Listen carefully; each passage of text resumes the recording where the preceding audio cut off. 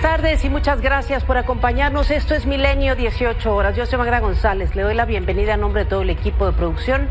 Lo invito a que se quede con nosotros los próximos minutos porque vamos a estar hablando del 8M, ya en la víspera de la conmemoración del Día de la Mujer o de la lucha para el respeto de los derechos de las mujeres. Y también vamos a estar hablando de lo que sucede en las diferentes entidades del país, en la Ciudad de México, en todo el país y en el mundo. Así que iniciamos. Gracias.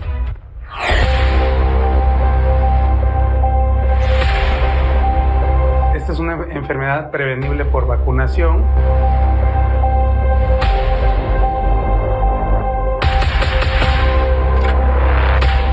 Tristemente sí hubo maltrato por las condiciones en las que encontraron a los animales.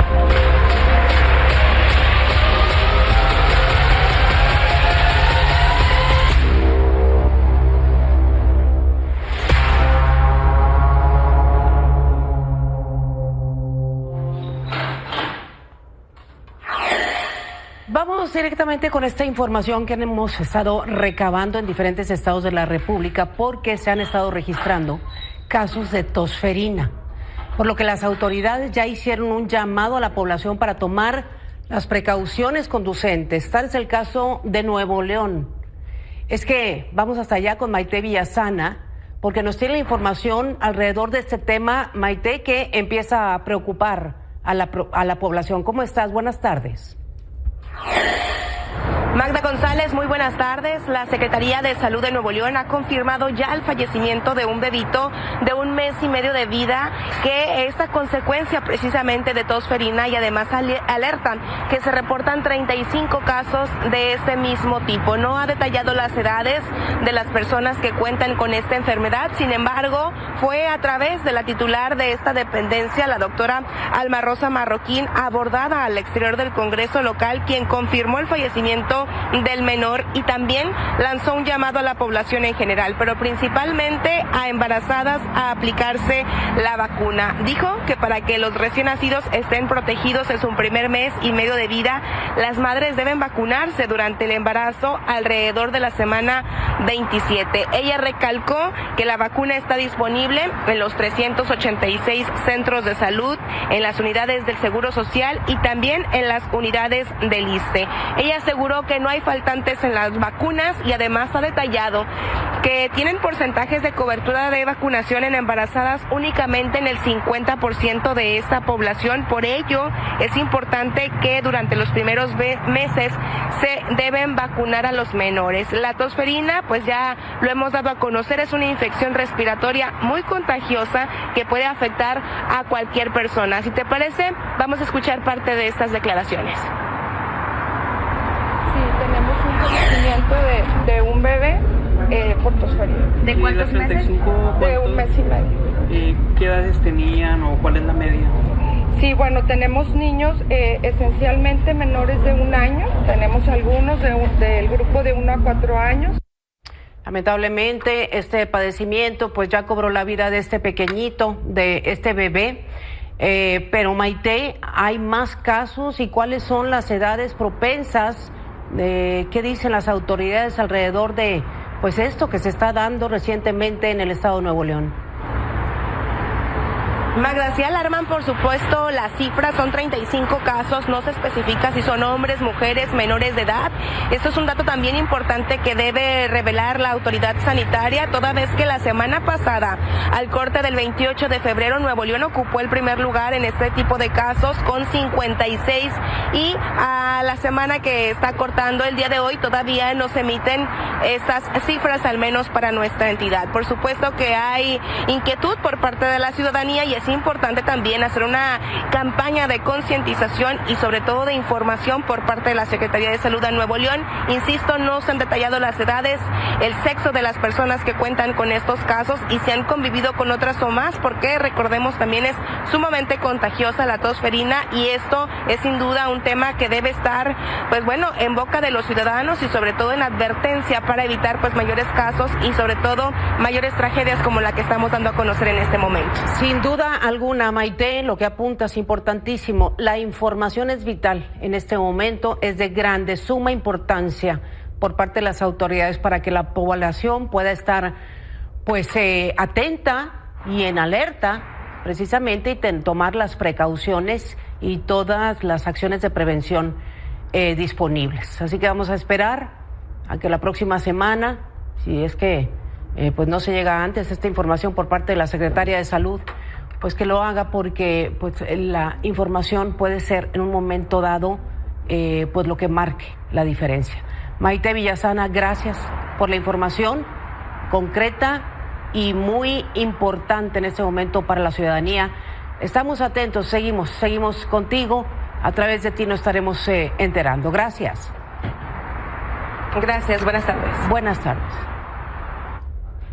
Bueno, pues así las cosas en Nuevo León, pero también en Chiapas. Allá la Secretaría de Salud confirmó por lo menos 9 casos de este padecimiento de tosferina. Jonathan González, adelante, ¿cómo estás? Muy buenas tardes. Hola, ¿qué tal, Magda? Un gusto saludarte desde Chiapas, y efectivamente la Secretaría de Salud confirmó ya hace unos minutos pues que ya son 21 casos de tosferina los que se han registrado en esta entidad del sureste del país. Precisamente de estos 21 casos, 10 dijo que son de casos índices, es decir, en menores de 3 y 12 años, mientras que el resto, que son 11 casos más, son en familiares como hermanos, papás, mamás, primos, que se contagiaron precisamente de estos menores, quienes desafortunadamente pues las madres no fueron vacunadas mientras estaban en periodo de gestación. De ahí dijo justamente el encargado de la salud pública que justamente es importante realizar la vacunación a tiempo, pero sobre todo también mantener esta vigilancia cuando ya los bebés están nacidos para que puedan recibir el tratamiento adecuado. Sin embargo, hasta el momento, pues estas 21 personas más que ya han registrado hasta la semana 7, de epidemiología, están siendo ya atendidas por parte de los médicos especialistas, ya recibieron un tratamiento adecuado, y sobre todo pues hizo el llamado a que a toda aquella persona que tenga pues los síntomas que son decaimiento, por ejemplo, falta de apetito, fiebre en algunos casos también, por supuesto, al ser una enfermedad generada por una bacteria, pues genera este tipo de situaciones. Sin embargo, Magda, pues también comentó que estos 11 casos pues fueron encontrados en 9 municipios de Chiapas. Estos municipios son Comitán, Jiquipilas, Huitiupán, La Raiza, Villaflores, Motocincla, Chamula, Mituntí y Tapachula. Las personas que contrajeron esta bacteria fueron atendidas en el hospital en unas oportunidades. Ahí fueron 12 personas, 5 más en el IMSS Oportunidad, IMSS Bienestar, y 4 más en la Secretaría de Salud. Hasta el momento pues se reportan todas estables. Obviamente que por el tipo de enfermedad pues sí llegan a tener algún tipo de complicaciones, sin embargo no se reporta ninguna pérdida humana. Si te parece, vamos a ver y escuchar lo que nos platicó Miguel Ángel Palacios. Él es el subdirector de programas preventivos de la Secretaría de Salud del Estado de Chiapas. Adelante, gracias. Esta es una enfermedad prevenible por vacunación. Entonces, si las personas o la población infantil están vacunadas, pues obviamente la enfermedad, si se contagian, es una enfermedad que pasa levemente, así como llega, se va. Hay otra ventaja, que esta enfermedad, al ser ocasionada por una bacteria, tenemos la oportunidad de dar un antibiótico del grupo de los macrólidos, se les llama, y al detectarla a tiempo, y si la persona no está vacunada, se le da el tratamiento con estos antibióticos, y la enfermedad tampoco tiene que escalar a complicaciones mayores. Efectivamente, Chiapas no es la excepción. Esta enfermedad infecciosa es una enfermedad que ataca a toda la población, pero los más afectados son los niños. Son el grupo de edad de los niños de mayores de 3 meses y menores de 12 años los que habitualmente afecta esta enfermedad. Obviamente Chiapas no fue la excepción, si bien ya habían alertado que en México se habían presentado ya casos confirmados 120 en total, y Chiapas había tenido una incidencia baja.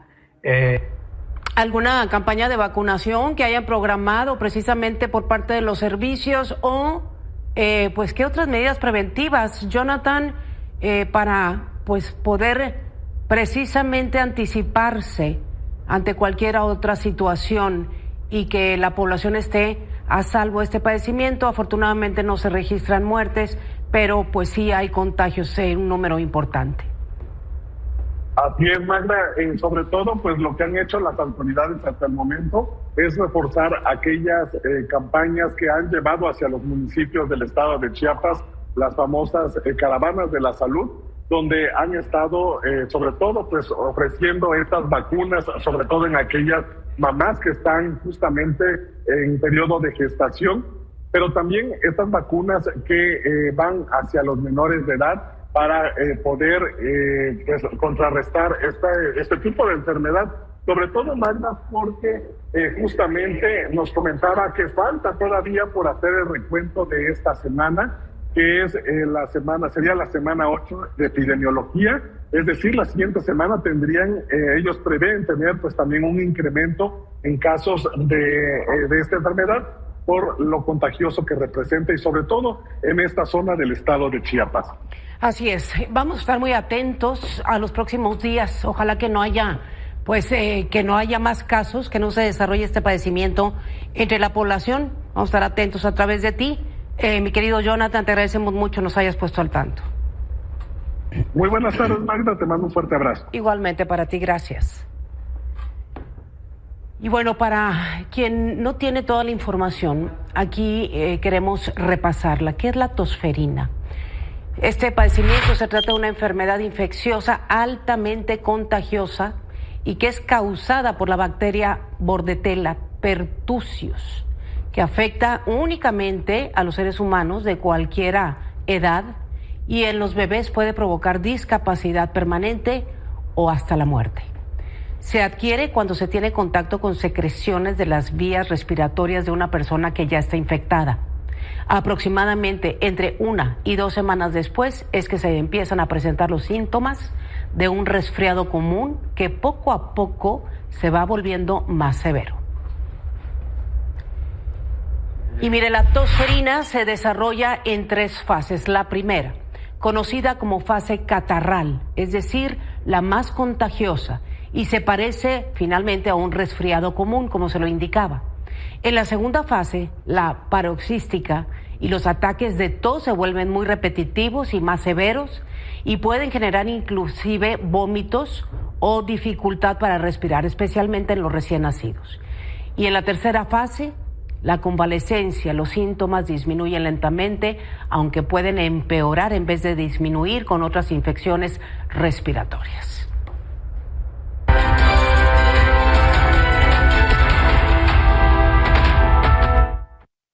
Vamos con temas de seguridad porque en Puebla detuvieron a los hermanos González Vieira, ediles de Ciudad Cerdán y Tlachichuca. Allá en Puebla, Miguel Ángel Ceballos nos tiene la información al respecto.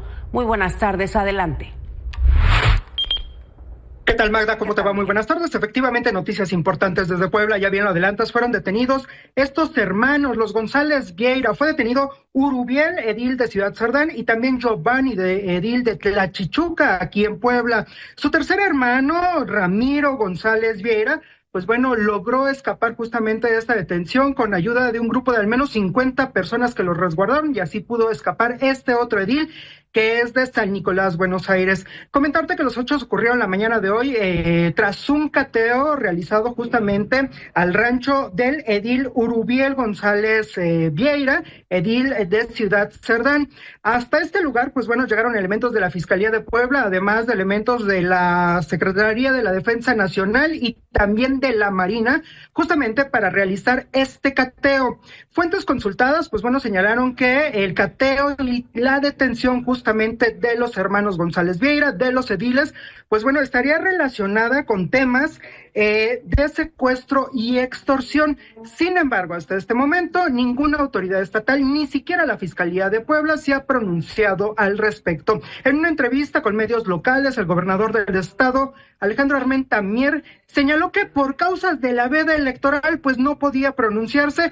Sin embargo, sí tuvo un evento en donde anunció que habría un museo textil y bueno, decía él que por causas de la veda electoral no podría decir, porque aquí en Puebla tenemos elecciones extraordinarias en otros 4 municipios que nada tienen que ver justamente con estos municipios donde fueron detenidos los ediles. Escuchamos parte de lo que decía hoy el gobernador del estado.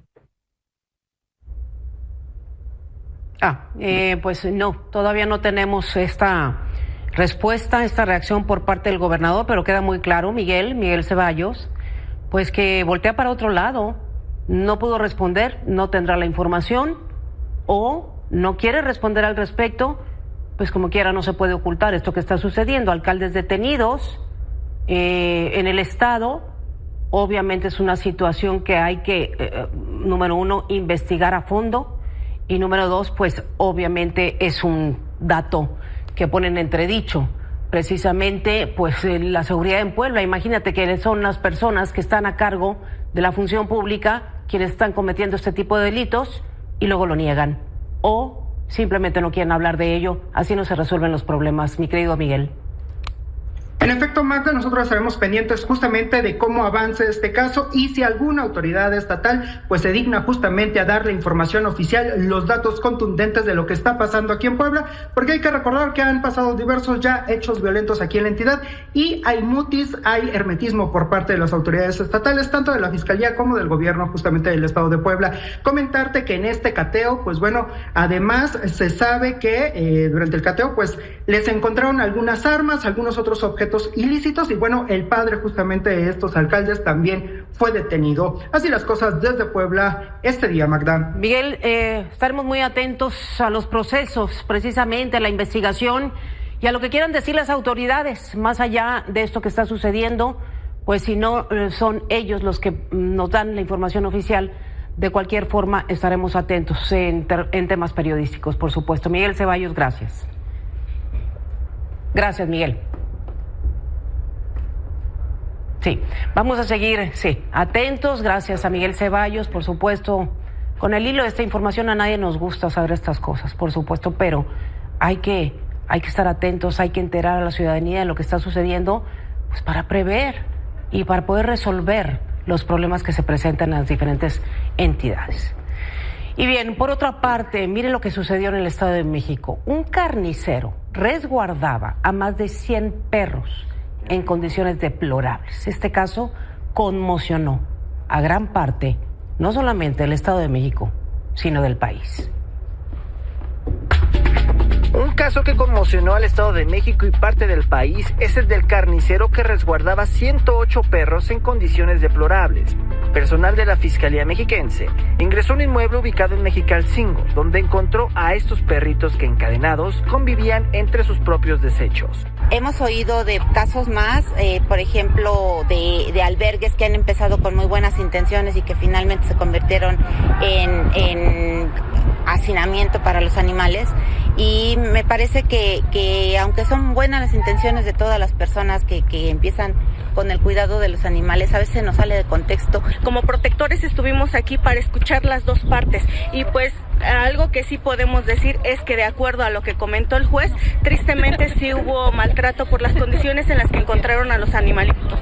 Las investigaciones arrojan que Mateo N., responsable de este inmueble, tenía la intención de fundar un albergue de manera irregular, aunque no contaba con los recursos. Entre los indicios fueron localizados restos óseos de puerco, vacas y también perros, además de tejido muscular de caninos. Esto desató rumores de que en el lugar se vendía carne de perro, un duro golpe para un municipio que se dedica a la venta de cárnicos. Demasiado. Muchos de los comerciantes o de los vecinos del Narciso Mendoza se quejan precisamente de lo mismo. Las taquerías han estado literalmente casi vacías. Durante la audiencia se estableció que Mateo N. padece un trastorno mental que puede ser tratado con medicamentos. Sin embargo, comprende el alcance de sus acciones. Su defensa presentó documentos con los que intentó argumentar que tenía la intención de fundar un albergue u hospital para perros, ya que él mismo se hace llamar el misionero de los perros en situación de calle. Sin embargo, los tenía en pésimas condiciones y es investigado por maltrato animal. Su único delito fue albergar perros callejeros. Él alimentaba con carne del rastro. Compraba alimento, les daba techo y cobijo. A lo mejor no les daba limpieza a los perritos callejeros, pero él es una persona de buen corazón. El ahora llamado misionero de los perros fue vinculado a proceso y deberá de permanecer en el penal de Tenango del Valle hasta que su situación jurídica se resuelva. Un juez abrió un plazo de investigación complementaria de 3 meses. Desde el Estado de México, para Milenio Noticias, Mario Rodríguez. Así las cosas, el secretario de Seguridad y Protección Ciudadana, Omar García Harfuch, se reunió con Harsh Patel, director del FBI en Estados Unidos. El Buró Federal de Investigaciones publicó a través de X una fotografía del encuentro en donde también estuvo Francisco Almazán Barocio, el director general del Centro Nacional de Investigaciones.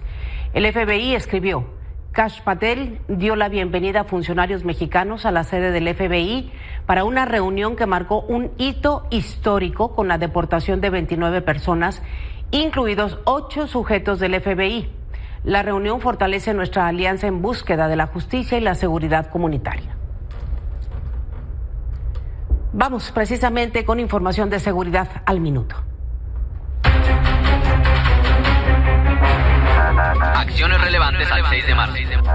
Baja California. En playas de Rosarito se desinstalaron 18 cámaras de videovigilancia instaladas de forma irregular. En Tijuana, Mexicali y Ensenada se detuvo a 9 personas y se aseguraron armas largas, diversas dosis de droga, equipo táctico y 4 vehículos.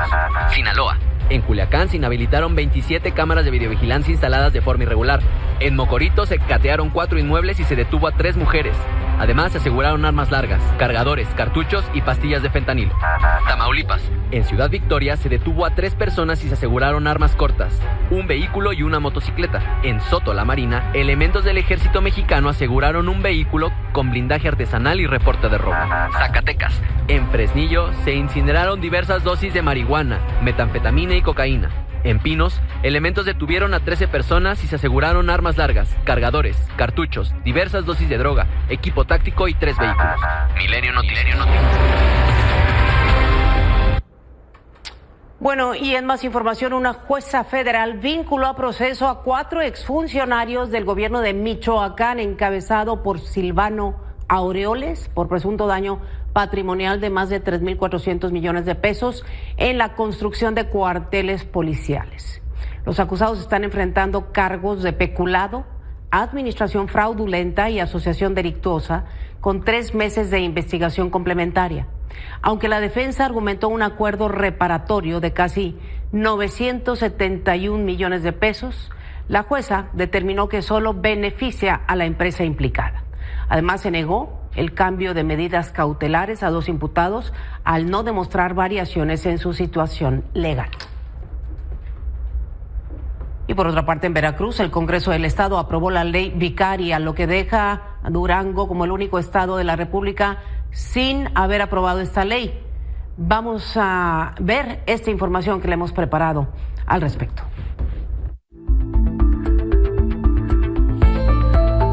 Decreto que reforma y adiciona diversas disposiciones a distintos ordenamientos del Estado en materia de violencia vicaria. Emítase el decreto correspondiente. Túrnese a la titular del Poder Ejecutivo del Estado para su promulgación y publicación en la Gaceta Oficial del Estado. A más de un año de que se aprobara en el Congreso Federal, diputados de Veracruz avalaron la ley que castiga la violencia vicaria, por lo que se reforman más de 10 artículos del Código Penal, Código Civil, la Ley de los Derechos de Niños, Niñas y Adolescentes y la Ley General de Víctima. Se incluyen no solo a los hijos, sino también a los adultos mayores y mascotas. Esto no es un logro de ninguna ideología política, sino es una conquista de todas las mujeres, como las incansables luchadoras que se encuentran en este recinto y las que están allá afuera buscando el sustento de sus familias, de las mujeres a las que un violentador les quitó la oportunidad de vivir a plenitud. La violencia vicaria dejará de ser un castigo sin consecuencias y se convertirá en un delito sancionado con todo el peso de la ley. Ahora será tipificada en el Código Penal, estableciendo penas de prisión para quienes la ejerzan. También se contemplan reformas al Código Civil, donde se establecen causales específicas para la pérdida de la patria potestad, en los casos donde se acredite este tipo de violencia. Además, se refuerzan los mecanismos de protección en la Ley de los Derechos de Niñas, Niños y Adolescentes, asegurando que las infancias sean protegidas de este daño emocional y psicológico. La Ley de Víctimas garantizará la reparación del daño a las mujeres y sus hijas e hijos que han sido afectados. Víctimas de violencia vicaria e integrantes de 8 colectivos feministas atestiguaron la reforma con la que esperan poder volver a ver a sus hijos. Carla lleva 5 años alejada de sus menores hijas, sin convivencia, como ocurre con el 80% de estos casos. Una retención durante la pandemia y ha pasado diferentes cosas, incluso ya con orden federal de restitución no se ha llevado a cabo, no se ha podido llevar a cabo también las convivencias. Soy de parte del 80% que no tiene convivencias. Gabriela lleva 16 años sin poder ver a su hija, a quien el padre se la quitó cuando tenía 2 años. No lo permite el papá. La ha cambiado de escuela, la ha cambiado de domicilio. Y pues sigo en la lucha. Tere Aurose, representante del Frente Nacional contra Violencia Vicaria, no convive con su hijo desde 2013. Hoy tiene 19 años y solo estudió la secundaria. Es necesario que esto pare porque el daño en los niños es irreversible. Cuando no se dan cuenta que no afectan a la mamá, finalmente va a ser un adulto naturalizando situaciones que no son normales, que le va a costar socializar, relacionarse. Estamos hablando de que ya un adulto funcional no sabemos qué tan funcional puede ser, porque con una familia o una pareja, ¿cómo se va a desarrollar? Y lo más triste es que el máximo de mi hijo, lo poco que he podido hablar con él, es una familia. Lo que más le rompieron es lo que más desea, es lo que anhela. Desde Veracruz, para Milenio Noticias, Isabel Zamudio.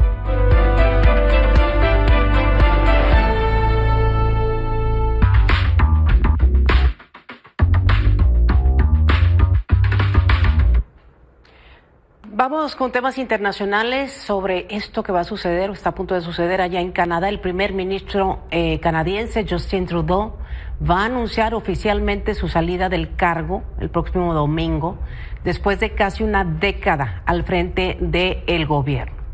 Durante su mandato, Trudeau implementó una serie de reformas políticas, sociales y económicas mientras se enfrentaba a diversos retos, tanto nacionales como internacionales. Su gobierno estuvo marcado por iniciativas como la legalización de la cannabis, políticas progresistas en derechos humanos y una creciente presencia en el escenario global.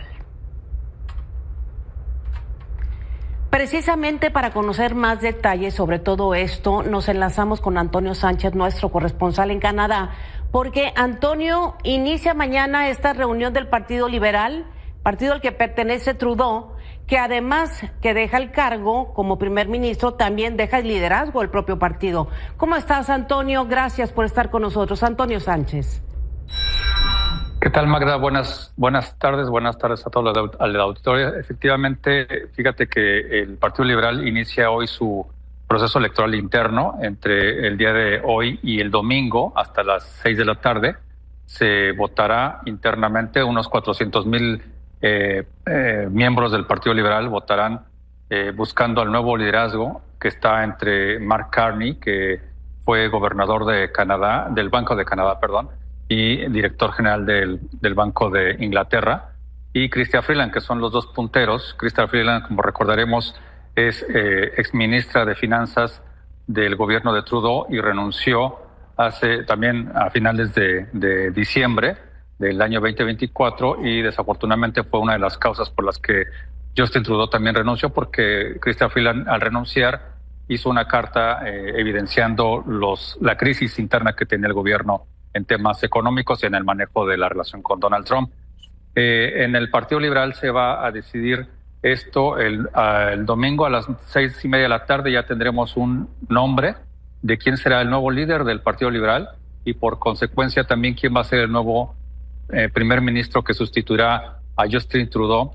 Se espera que después de que se conozca el nombre del líder del Partido Liberal, Justin Trudeau se reunirá con él para definir una ruta y un cronograma para la entrega y la transición del gobierno de Canadá. Como sabemos, pues Justin Trudeau estuvo al frente del gobierno 10 años, desde el año 2015, fue cuando tomó protesta como primer ministro, y a lo largo de ese tiempo pues han habido altibajos. En los últimos 4 años el gobierno de Justin Trudeau estuvo marcado por los escándalos, por los desafíos internos y sobre todo el descontento de la población por la aplicación de impuestos que la gente consideraba como innecesarios, pero que fue dañando y afectando mucho la situación social de los canadienses, además de medidas en el tema migratorio que permitió que todo el tema de pues prácticamente la India y los asiáticos llegaran a Canadá de una manera irregular. Se desarrolló toda una mafia dentro de las escuelas universitarias para permitir que y se vendían permisos de estudio a los estudiantes de India y de Asia, principalmente de Filipinas, China, entre otros países, y esto provocó una crisis de vivienda aquí en Canadá y también provocó una burbuja inflacionaria que, sumado a lo que ya venía después de la pandemia, pues obviamente provocó un descontento muy fuerte, y por eso en los últimos 4 años Justin Trudeau disminuyó mucho su popularidad, e incluso el Partido Conservador, que es el otro partido que principalmente va a competir por las elecciones en de octubre del 2025, pues aprovechó esa ventana y empezó a pegarle muy fuerte a Justin Trudeau, y su líder Pierre Poilievre se perfiló como un nuevo candidato muy poderoso para ganarle la primera magistratura al Partido Liberal. Sin embargo, en las últimas 6 semanas, desde que entró Donald Trump al gobierno de Estados Unidos, en este proceso de intercambio y de confrontación que ha tenido Justin Trudeau con Donald Trump, ha ayudado mucho a fortalecer nuevamente la imagen, a fortalecer el espíritu nacionalista de los ciudadanos, de los canadienses, y están viendo otra vez al Partido Liberal como una opción para que siga gobernando, y eso pues ya se está reflejando en las encuestas, mi estimado Magda. Ya el gobierno de Justin Trudeau está dejando, digamos, un saldo positivo después de todo. Sí. Está permitiendo que el Partido Liberal tenga ya pase de un 15% que tenía hace 3 meses a un 32% contra 39% de preferencias electorales de Pierre Poilievre del Partido Conservador. Increíble esto que nos comentas, Antonio. Sí, lo hemos visto claramente. Creo que las últimas semanas, que ha sido difícil para el primer ministro canadiense después de toda esta crisis, después de que anunciara su dimisión, inclusive porque estaba convencido de que la crisis iba a costarle al partido también, pues una parte del electorado. Y en las últimas semanas, con esta confrontación que de alguna u otra forma supo manejar bien con Donald Trump, por lo menos en las declaraciones y en los hechos, es cuando, más allá de que los ciudadanos se volcaron para apoyar al primer ministro y al gobierno canadiense, inclusive enemigos ya marcados que tenía al interior del propio partido, reviraron y lo empiezan a apoyar. Es decir, la unificación que logró con estas acciones y con precisamente el discurso hace que de nueva cuenta el Partido Liberal pueda tener la oportunidad de ganar ya con un diferente candidato para las próximas elecciones al Partido Conservador allá en Canadá, Antonio.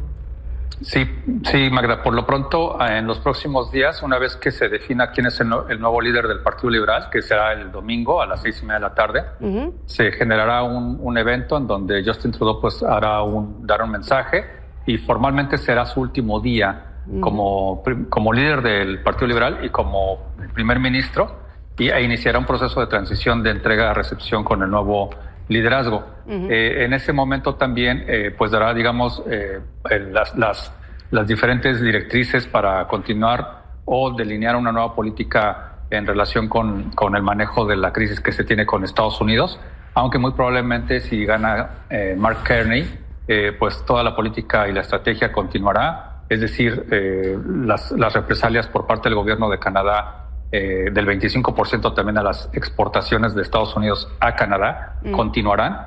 Las medidas de represalia no se detuvieron a pesar de la prórroga que dio Donald Trump el día de ayer a México y a Canadá en el marco del TEMEC.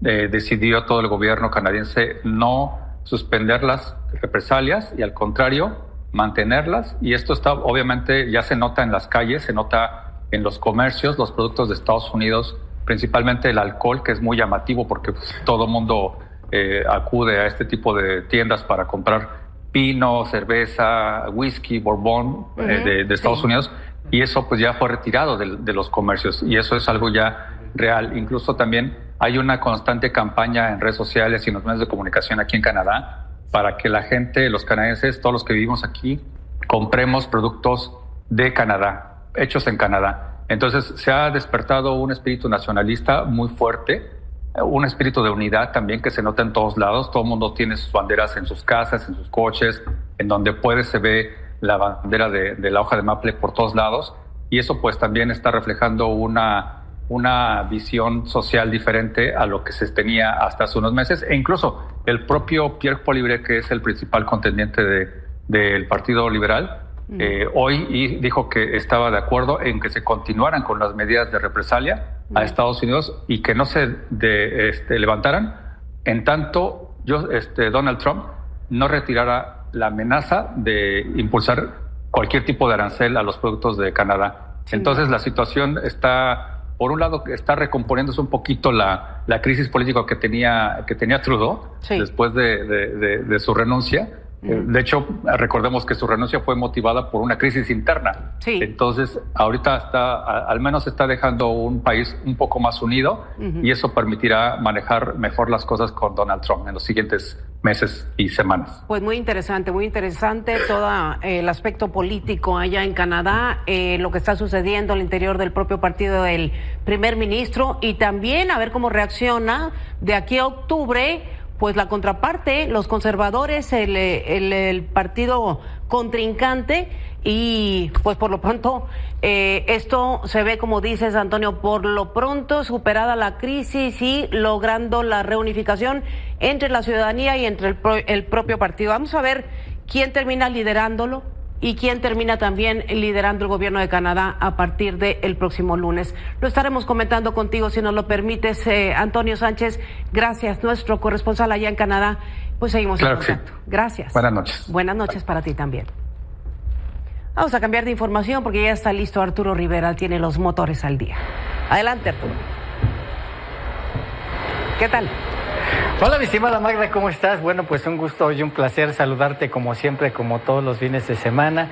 Y vamos a hablar ahorita un poquito del tema que está en boga, que está de moda, por así decirlo, lo de los aranceles. ¿Qué son los aranceles?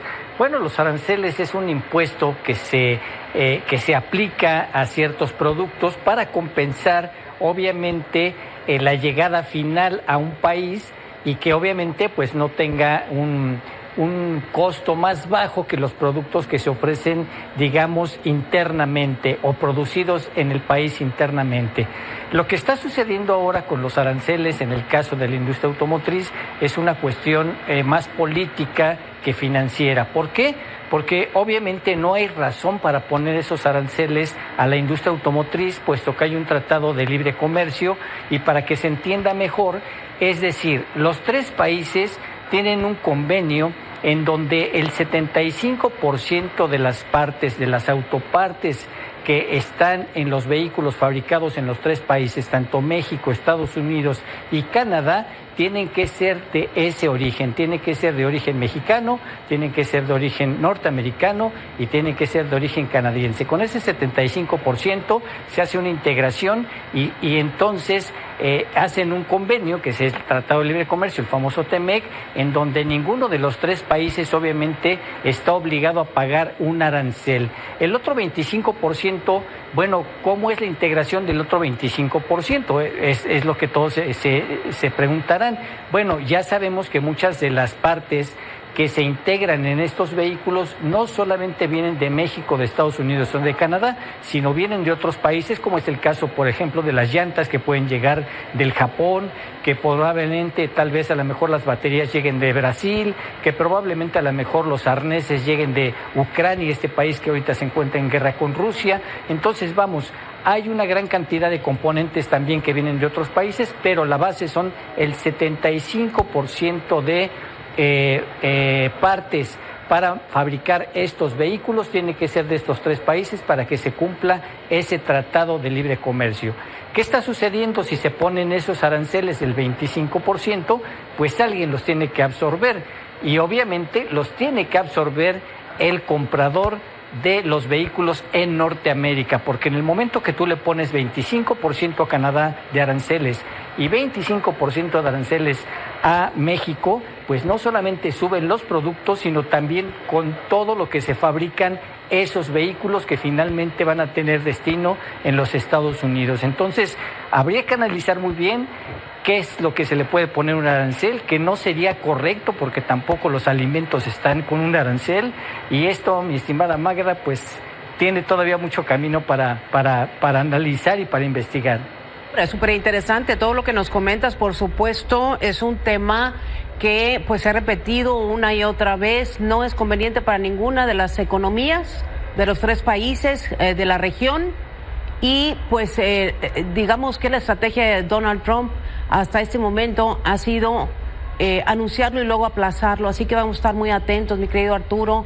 Pues la industria automotriz es una de las industrias más poderosas en temas de manufactura, tanto en Canadá como en Estados Unidos como en México, así que pues el botín es grande, así que, pero como dices, pues quienes pagan el plato roto siempre es el consumidor, y obviamente esto no le gusta al electorado de ninguno de los 3 países. Vamos a estar muy atentos a todo lo que suceda con este término de aranceles, que no son otra cosa más que impuestos por la entrada de los productos, y pues a ver para quién va la ganancia, que como estamos bien, ¿para qué le movemos, verdad?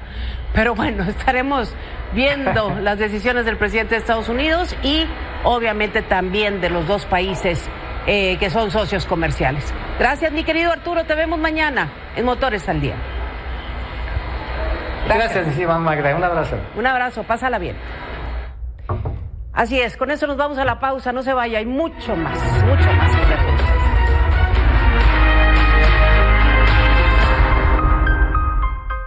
Lo hemos estado recordando durante el día de mañana se va a llevar a cabo pues muchas marchas, se van a realizar muchas marchas conmemorativas por el Día de la Mujer, y pues queremos tocar el tema respecto a todo lo que envuelve este movimiento, que cada vez pues es más prolífico, que hay más participación, que está sucediendo no solamente en la Ciudad de México, sino en muchas entidades del país.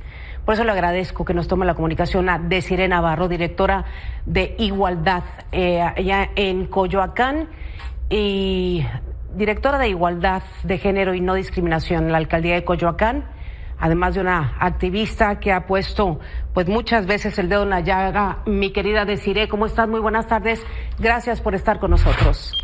Hola Magda, pues un gusto estar contigo y con todo tu auditorio. Gracias. Fíjate que hace unos momentos dábamos a conocer que la ley vicaria pues ya se aprobó en el estado de Veracruz. De hecho, se han aprobado en la mayoría de las entidades del país. Y pues es una muy buena noticia, ¿verdad? Pero me hizo reflexionar. La ley vicaria y otras leyes han sido aprobadas. Sanciones más altas para los violentadores de las mujeres.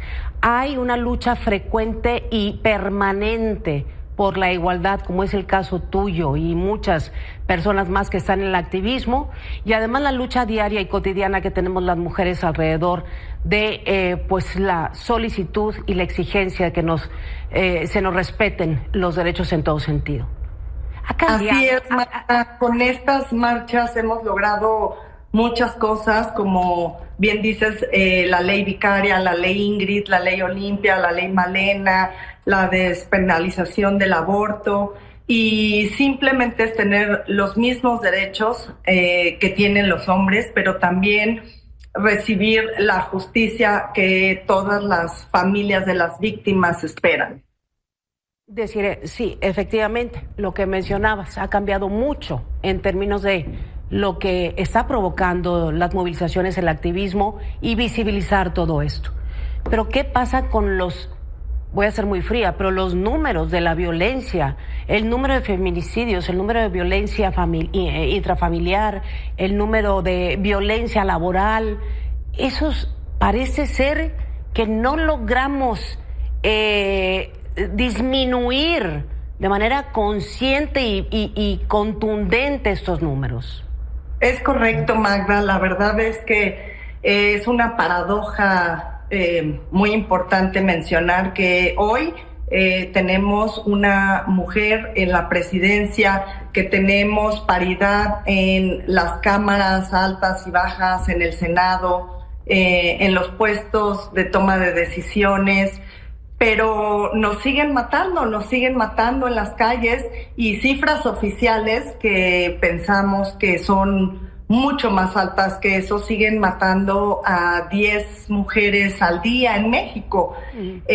No solamente eso nos preocupa muchísimo que a pesar de todas las leyes que tenemos, de todo lo que se ha logrado, de todo lo que se ha avanzado, las víctimas se convierten en victimarias, les levantan carpetas de judicialización, las meten a la cárcel, les quitan a sus hijos, y nosotros lo único que queremos, lo único que exigimos es justicia para las víctimas. Sí, exactamente, y dejar de revictimizar precisamente a las mujeres una vez que pues son víctimas, después son otra vez víctimas por este sistema del cual nos hablas, y ahí es donde yo quería llegar en esta conversación, en donde hay que apretar, digamos, el engranaje del sistema de justicia en este país, porque lo que reina en muchos de estos casos es la impunidad, por lo cual, pues obviamente, al no haber el castigo definitorio, a pesar de las leyes que sí las hay, pues obviamente esto va en aumento. Decir, no podemos ver otra cosa. Tú eres comunicadora, eres periodista, tú eres escritora, sabes los números y sabes perfectamente que pues no hemos logrado disminuirlo, sino por el contrario, los números de la violencia van en aumento. Es correcto, Magda. Una víctima se tiene que convertir hoy en día para lograr sacar su caso adelante, se tiene que convertir en activista y exponer su vida, se tiene que convertir en abogada y llevar sus propios juicios, se tiene que defender de que no la metan a la cárcel, de que no la maten, de que no les quiten a sus hijos. Entonces estamos en un estado en donde no existe el derecho, en donde hay impunidad. ¿Y dónde está la mayor parte de esa impunidad?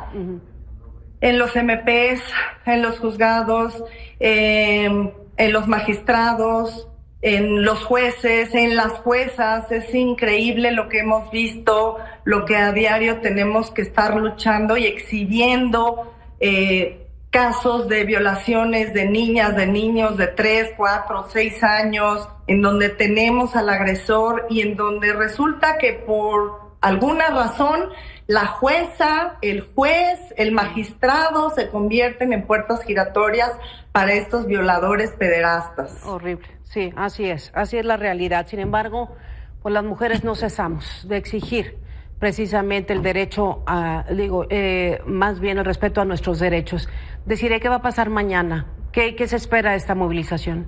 Pues en los años pasados, en 2023 dijeron que marchamos 90,000 personas, en el 2024 que marchamos 180,000 mujeres, cifras que pues nosotras tenemos otros datos, fueron muchísimas más. Y Magda, no sé, tú recordarás en años anteriores cuando todas las calles de la ciudad se pintaron de violeta, todas las calles aledañas al Zócalo, el Zócalo, etcétera. Entonces, no somos 180,000 mujeres, somos muchas más las que nos manifestamos en la Ciudad de México, y en la mayoría de los estados de la República Mexicana. Así es, estados que, digamos, participan normalmente de movilizaciones, se ha estado notando cada año con año es más nutrido el grupo, y efectivamente estoy completamente de acuerdo contigo.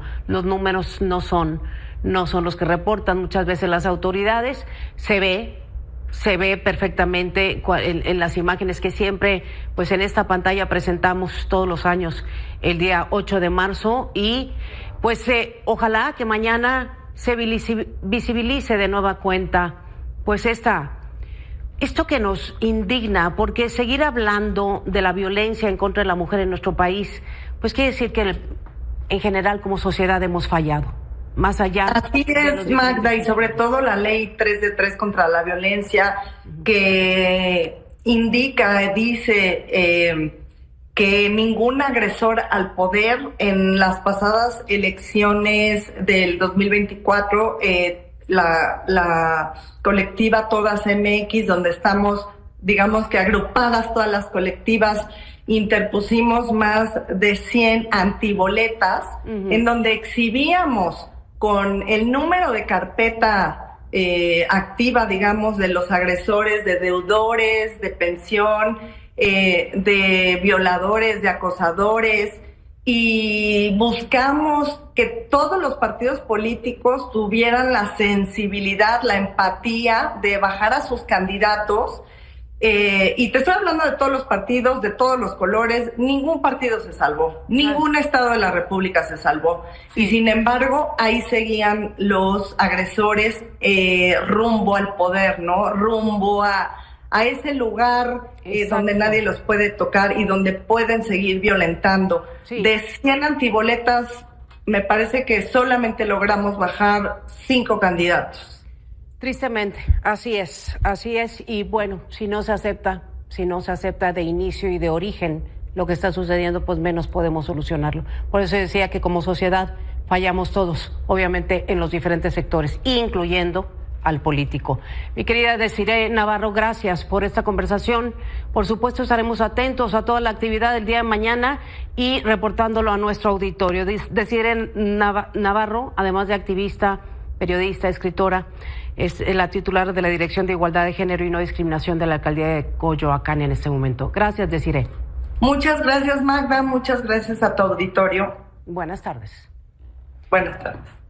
Vamos a continuar con más información. Precisamente la jefa de gobierno de Ciudad de México, Clara Brugada, conmemoró el Día Internacional de las Mujeres, reafirmando su compromiso con la igualdad de género y anunciando una serie de acciones históricas para reducir la desigualdad y erradicar la violencia de género.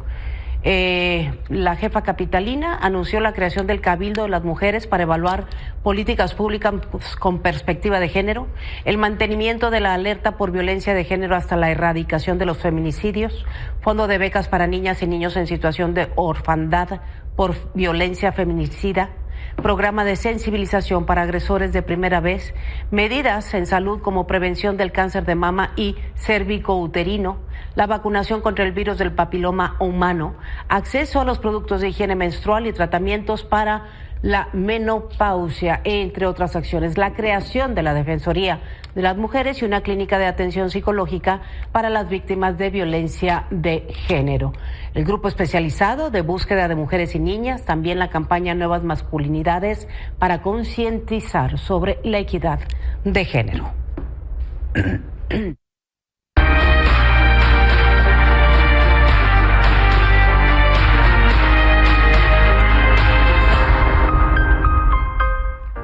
En esta semana y en el marco del Día Mundial contra la Obesidad, el estado de Sonora se encuentra en el centro de la atención debido a una crisis de salud alarmante. Aquí le presentamos la información y le decimos qué pasa.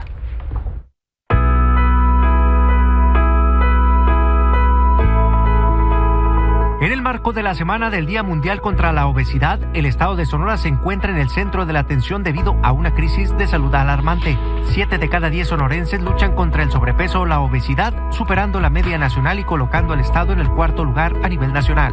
La normalización de esta enfermedad es una preocupación creciente, especialmente cuando se observa que cerca del 30% de los niños en Sonora también enfrentan esta condición, lo que augura un futuro con graves riesgos para su salud. Ante este panorama desolador, surge una luz de esperanza en Hermosillo. La unidad metabólica de Grupo San Diego está marcando la diferencia al abordar la obesidad desde una perspectiva integral y multidisciplinaria. Conscientes de que esta enfermedad no puede tratarse con un enfoque único, un equipo de especialistas en psicología, nutrición, cirugía bariátrica y medicina metabólica colabora estrechamente para ofrecer soluciones efectivas y personalizadas. La doctora Gisela Noriega, especialista en medicina interna, destaca el compromiso de la unidad metabólica de Grupo San Diego. Hemos atendido a más de 9,400 pacientes aquí en la unidad metabólica porque estamos convencidos de que podemos cambiar las estadísticas de Sonora en un futuro. Nos hemos enfocado en concientizar con los pacientes de que la obesidad es una enfermedad crónica que no tiene nada que ver con la fuerza de voluntad, y no solamente estamos buscando pacientes que sean saludables, sino que también estén felices con el proceso de cambio de vida. La unidad reconoce que la obesidad es un problema complejo, influenciado por factores biológicos, ambientales, económicos, psicológicos y la falta de información. Este enfoque holístico es lo que permite a la unidad metabólica ofrecer un tratamiento completo y efectivo.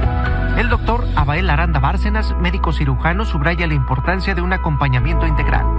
Estamos comprometidos en generar cambios donde sea posible para mejorar la calidad de vida de las personas que enfrentan esta enfermedad. No se trata solamente de realizar cirugía, es llevar al paciente de la mano de principio a fin, pues surgen cambios no solo físicos, es un cambio de vida que debe ser llevado por especialistas comprometidos, capacitados y con valor humano. La recomendación es que el paciente no lo haga con cualquier persona. Busquen caminos que les ofrezcan soluciones serias e integrales. La unidad metabólica de Grupo San Diego se posiciona como un faro de esperanza en Sonora, ofreciendo tratamientos innovadores con fármacos de última generación y técnicas quirúrgicas avanzadas. Por su parte, el doctor Ricardo Granados, cirugía general bariatra, habla sobre los testimonios de los pacientes. Es muy frecuente que los pacientes acudan con muchas dudas, pero al recibir ayuda de todos los integrantes de la unidad metabólica y de su familia, hacemos que el proceso sea más fácil. ¿Por qué? Porque sí se puede controlar esta enfermedad. Para obtener más información o agendar una cita puede comunicarse al número de teléfono 662-340-2564. Milenio Noticias.